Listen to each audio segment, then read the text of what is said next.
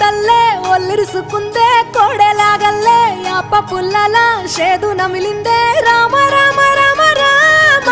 తలకు పోసుకుందే నా నేల తల్లే అలికి పూసుకుందే ముగ్గు సుక్కల్లే సద్ది ముటల్లే సగబెట్టుకుందే బాయి గిర్కన పల్లె